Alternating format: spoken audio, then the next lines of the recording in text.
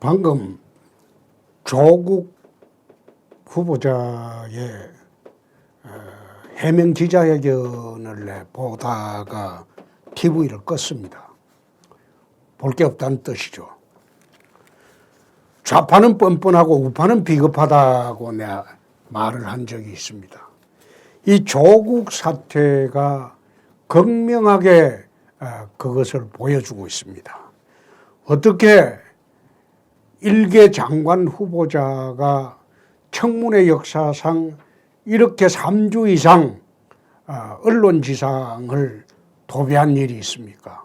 그만큼 가족들 의혹부터 시작해서 본인의 의혹까지 너무나 많은 의혹이 제기됨에도 불구하고 사퇴를 거부하고 청문회 못 열리는 것을 기화로 국회에서 해명 기자회견을 오늘 했습니다. 뻔뻔스럽게 했죠.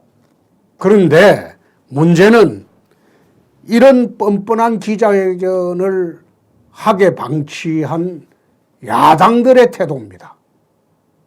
이때 어떻게 해야 됩니까?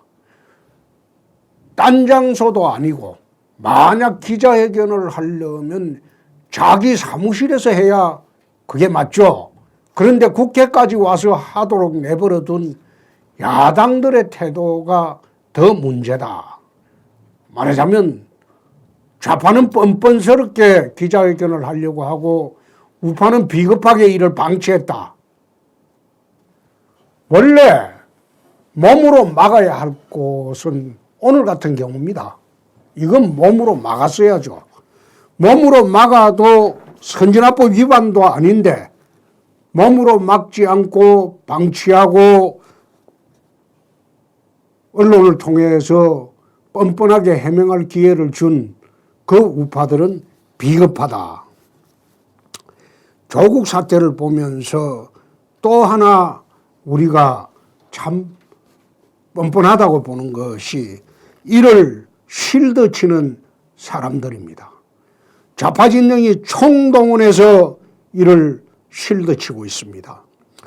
문 대통령 아들이 나서서 조국의 딸 응원을 하는 것도 보고 내가 깜짝 놀랐습니다. 아들이 이렇게 나대도 되느냐. 두 번째, 공주영 작가가 문통 검찰개혁을 하라고 했으니까 조국을 지지한다. 내가 이것 보고도 참 이게 지지 이유가 되나. 세 번째, 이회수 씨가 하는 말은 박근혜 시절보다는 조족지혈이다. 그 말 하는 거 보니까 뭔가 잘못한 기는 잘못한 모양입니다. 네 번째, 조정래 씨 하는 말은 조국은 인물이 정직하고 맷집이 강하다. 근데 정직한 거는 이미 물 건너갔죠. 근데 맷집은 강할지 모르겠습니다. 오늘 뻔뻔하게 기자회견을 하는 것 보니까.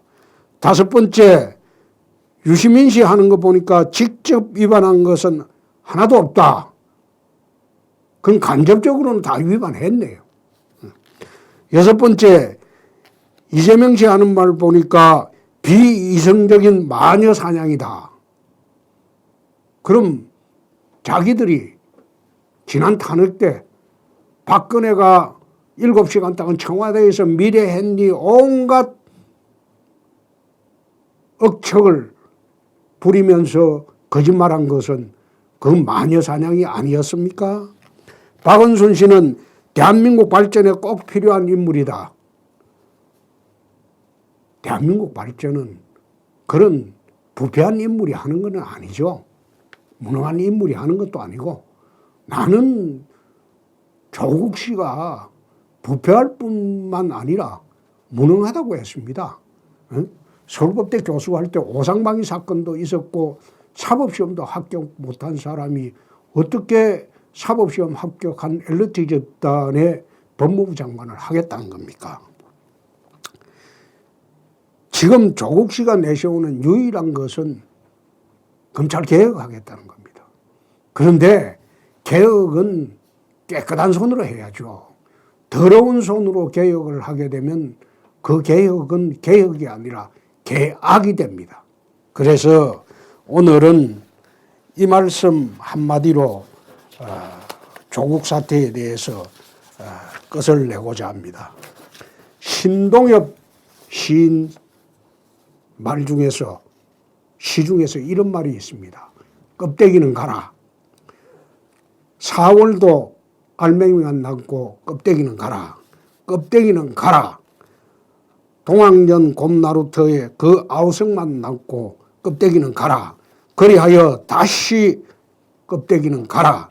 이곳에선 두 가슴과 그곳까지 내놓은 아사달 아사녀가 중립의 초래청 앞에 서서 부끄럼 빛내며 맞절할지니 껍데기는 가라. 한라에서 백두까지 향기로운 흙 가슴만 남고 그 모든 쇠붙이는 가라. 이게 신동엽 선생께서 쓴 껍데기는 가라는 시입니다. 이제 대한민국에서 좌파 껍데기는 가라. 오늘 이 말로 끝내겠습니다.